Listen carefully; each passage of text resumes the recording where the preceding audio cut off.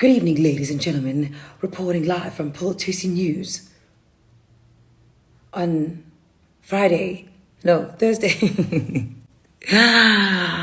This is a live broadcast. Okay,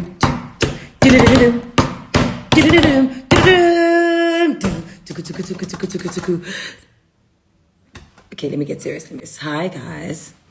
I'm sure you guys are suffering. By you guys, it's a generalization. You guys, those of you who are here to punish me, I'm so sorry, but boring. I am not turning on my comments, even for those who love me. They heal you, then they nail you.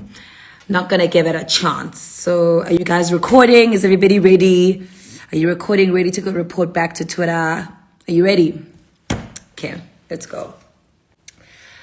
First of all, I have a lot to say, but I don't have a lot of time that I want to really give to this in saying it. I think for me, being right is not as important to me. Hence, you didn't see me going to defend my opinion on Twitter or fighting for what I think is right or whatever. Essentially, I just am here to say what I have to say and I'm out. Genuinely, well done, guys. For sticking to your guns, I'm proud of you. As a country, I'm proud of you for sticking to your guns and sticking to your instincts. My instincts were wrong on this in terms of there are people out there who are able to follow their instincts and fight for whatever they're feeling. I'm one of those people too. In this instance, I was definitely wrong and I'm happy to admit that. The part where I apologize is the part that's weird to me.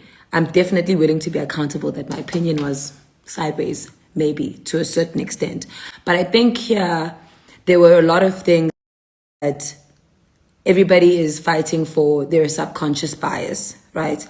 My subconscious bias as someone who, and I'm not saying everyone who was trying to get Chidimma ousted is necessarily someone who's not traveled. I'm sure there are people who have traveled who are also out of it. But I have seen in some countries, and also, of course, in South Africa, people who are absolutely destitute. And I sometimes would look in situations where, even if I look at Gaza, and I look at what's happening there up there in, I almost said in Israel, but basically in Gaza, or I look at what's happening in Congo, what's happening in Sudan, what was happening in Zimbabwe not so long ago. And I think to myself, you know what? If I was struggling to feed my kids and someone said, save your kids, I don't know, get on a boat, swim across the border with crocodiles, I will do that for my kids, guys. I'm not saying it's fine for there to be these type of situations, but there are people in South Africa, South Africans, who are trying to feed their kids. And I'm not saying all the people who are committing crime have a particularly good reason to do it. But there are a lot of people out there who are doing things to feed their families, and those things may not necessarily be right, and some of those people are also our people. At the end of the day, we are all a human race. I sound like I'm also trying to enter South Africa. At the end of the day, we're all the same human race, and we all are going to do things that are not so different to what the next people are going to do. Yes, of course, also there are people who are inclined to do things in a specific way, etc., etc. I still do believe, as much as I'm happy to admit that I was definitely, my intuition was off here. But I wasn't trying to fight for how do I say this? I was just more concerned about protecting a young black woman who I believed was a South African woman, by all intents and purposes. That's what I believed. I was wrong. But my concern now, right, is not y'all's feelings necessarily. I'm here to let you know that you're right, and I completely get well done. But there are bigger issues to worry about here. One, how did her mother get to do this? Who sold her the identity? I don't know how that world works. So I don't want to get into the nitty-gritties of that. I don't know how to buy someone's identity. Does a South African official sell it to you? Does another foreign national have a syndicate where they I mean, you guys are going to want to say Nigerians. It could be anybody who understands how that world works. So do you steal it first and then does that person sell their own identity? I have no clue how that works. So I'm not going to get involved in that. But there is no way there isn't like a South African government official is not involved. And I think those are the people we need to really target our anger towards. Who are the people who are allowing illegal immigration into South Africa? Who are those people? And why are we not? This is like Chidimma, low-hanging fruit. Pearl Thusi, low-hanging fruit. Low-hanging fruit. Because in your guys' minds, you are God who can destroy my life. Niggas, how many times have you tried to destroy my life? Like, only can take me down. And all he wants me to do is rise. So, leave Pearl. Who is selling identities? Who is stamping passports? Is it a management? Is it a clerk? Who at Home Affairs is allowing this thing to happen? That's what you guys really need to investigate. Because Chidimma's mom is not going to be the first. She was not the first, and she's not going to be the last person. She's not going to be the last person. Ask yourself, why did South Africa, I don't know if this is still a thing, and I'm not going to die on a hill for this, but like remember when we were told like, there was something about China and them being Chinese people and them being like South Africans, like, or them having BEE status, like, why did that happen? Why was that allowed? Who's getting what from the Chinese in order to give them that type of status legally? Other people are able to get those things done legally, but does it make it right? Then, I don't know, I just remember being like, that's weird, but okay. If Chidimma's surname and her name were not quintessentially like Nigerian names, this would never have been a thing. And the thing I wanted to say earlier on was my biggest fear for her, this girl right now, is that maybe I think too much like a mother, right? Like just wanting to like make sure like if this girl commits suicide tomorrow or the day after or next week or any time in this period, we don't know if she's found out at the same time as all of us that her mom served a fraud moment. We don't know. We don't know if she already knew or if she didn't know, or if this is how she's finding out that her parents jeopardized her staying in this country. I don't know if she was studying to be, I heard she was studying to be a lawyer. Like so much has been jeopardized. Like she doesn't, like her identity, she might be having an identity crisis. And again, maybe old girl knew everything the whole time and she was just like, I don't know. But I really hope that like we don't have a situation where it's like RIP Chidimma like next week because she didn't know and the whole country like just attacked her because the source of the problem, attacking Chidimma and attacking me and attacking anyone else is like taking care of flu symptoms. Where is this flu coming from? Which flu is this one? Which COVID is this one?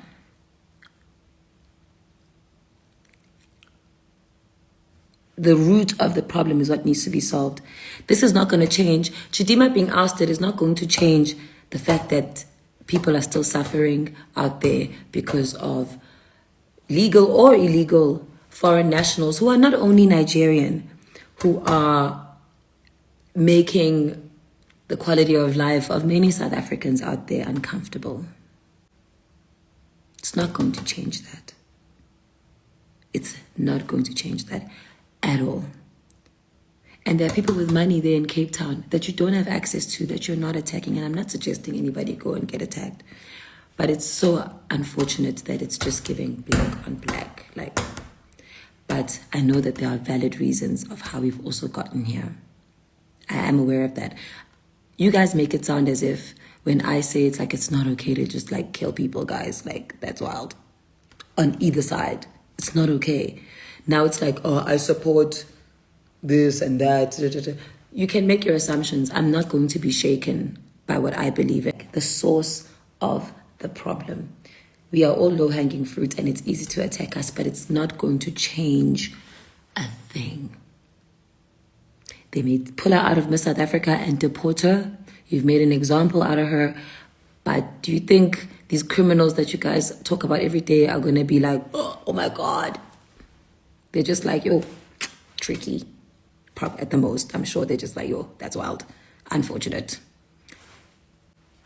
Maybe she should have laid low. Maybe her parents should have told her, oh, girl. Hey guys, I hope you guys are doing well today. Pearl Thusi went live last night, you guys. It was around 12 a.m. actually, so I don't know, midnight, yeah, around midnight. She went live. Obviously, she announced earlier that she was gonna go live, but when it was around 10 p.m., I was like, this girl's not gonna go live, but she did. And yeah, as you have seen for yourself, you guys, I don't know where she stands. Like, I'm still trying to figure out, like, is she still supporting Chidimma? Why? Okay, fine. Everybody have like different opinions, and we do see life differently. But I did not hear her mentioning the victims. You know, we have a serious problem. There's a woman out there who literally struggle to register their own kids at Home Affairs because of this crime. So I did not hear anywhere where she mentioned that she wonder how is the woman doing. She prays that they can find her sooner. Like, I did not hear her saying that. She was just concerned about Chidimma. Why do I just keep on saying Chidimma, guys? I'm sorry about that. So yeah, it really got me worried because the only thing Pearl is worried about is Chidimma, which is valid. Like, if you are worried about Chidimma, it's okay. But also remember, there are parties that are involved in this case. It is alleged, you guys, for those who missed it, of course, that the Chidimma's mother stole an identity of a woman who later struggled to register their children at Home Affairs because of this matter.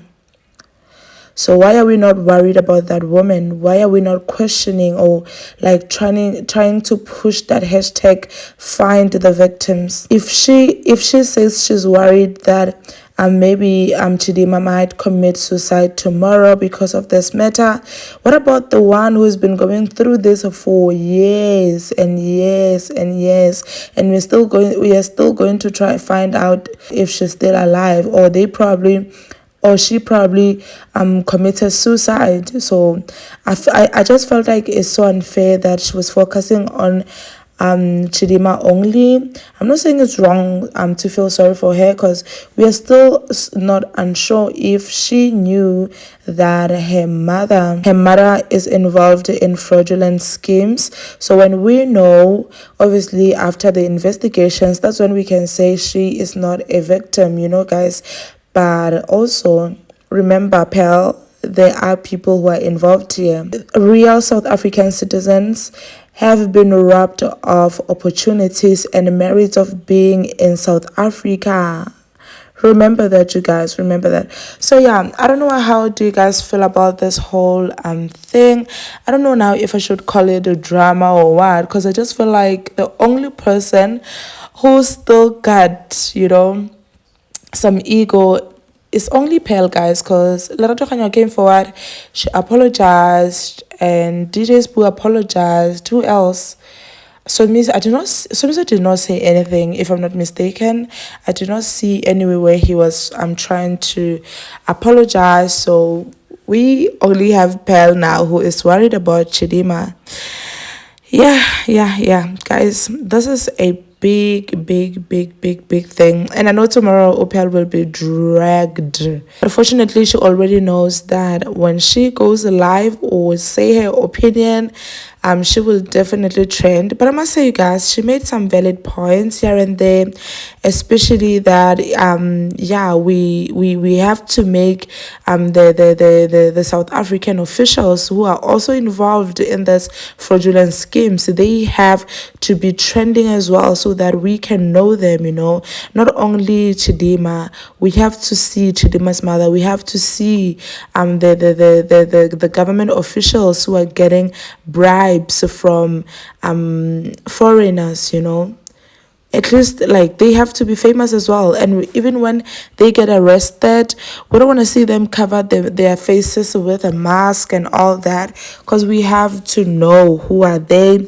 And also we want to know if Chidimma knew about her mother's fraudulent schemes.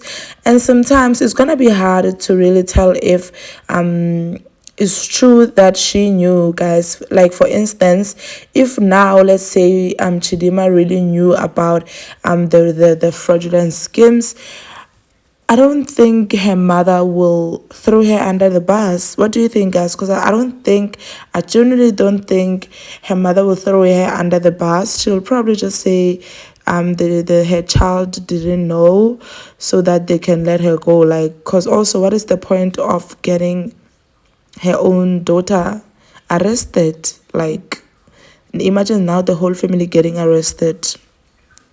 It's gonna be a big movie. It's gonna be a big movie, guys. I just wish I uploaded the whole live. It was more than 1 hour, but I had to cut some parts, as you have seen for yourself. Let me know what you guys think about this. Let me know how let me know if you have ever experienced something like this before, even if it's not you directly, but maybe it was your friend, your partner. Because even if it's your neighbor or your friend, somehow that will affect you indirectly, of course, but it will affect you when people around you are going through a lot. That's a lot. Like, that's a lot. They will always be complaining to you, not getting jobs and all that, and you'll be the one having now to help these people. So it will definitely affect you, you know.